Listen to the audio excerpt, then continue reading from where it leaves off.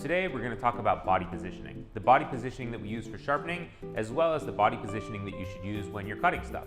A lot of people don't really think about it too much, and when they're getting ready to cut, they just kind of walk up to their cutting board and square off with it and start going.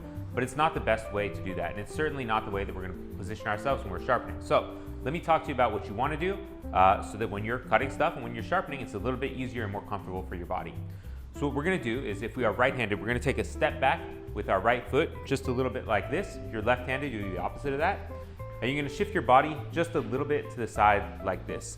So what happens is, instead of working in the center of your cutting board, your work area shifts to the lower right-hand corner or the lower left-hand corner. All right? And in doing so, your arm has much better range of motion to move. The knuckles overhang the floor, so you don't have knuckle clearance issues as you cut stuff.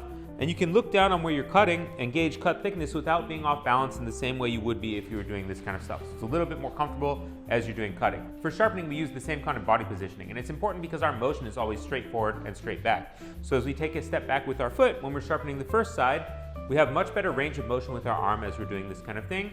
And the same thing on the other side, we can rotate through this way, and it helps us maintain the angle of approach that we want. So whenever you're cutting stuff or whenever you're sharpening, take a step back with your foot, shift your body to the side, and try and get comfortable.